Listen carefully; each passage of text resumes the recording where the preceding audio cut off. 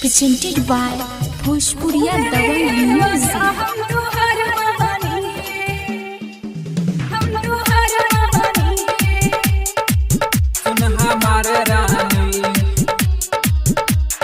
रिमझिम recording studio Begusarai.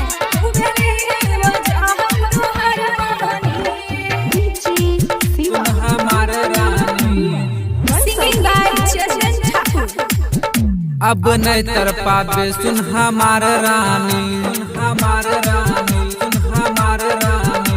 अब नहीं तर पावे सुन हमार रानी, अब नहीं तर पावे सुन हमार रानी।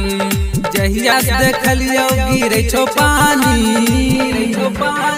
अब नहीं तर पावे सुन हमार रानी, अब नहीं तर पावे सुन हमार रानी।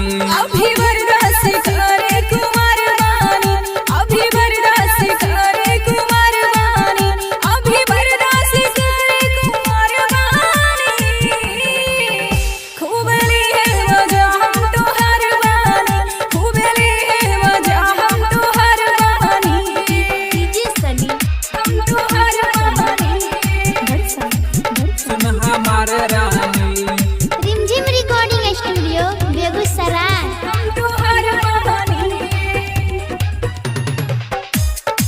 Singing by Charan Thakur.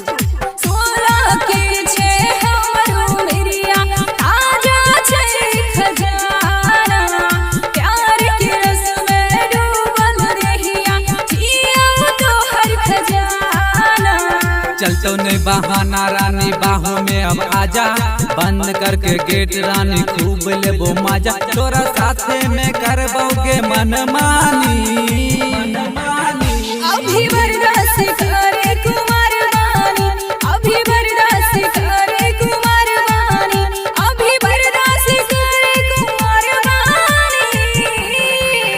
खूब ली है मजा हम तोहर वानी, खूब ली है मजा हम तोहर वानी। डीजे शिवा हम तोहर वानी। बड़सम। सुन हमार रानी। रिमझिम रिकॉर्डिंग स्टूडियो बेगूसराय। हम तोहर वानी।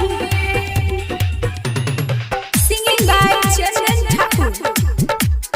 रब से चढ़ले हमर जवानी, रहै रे छै काबू।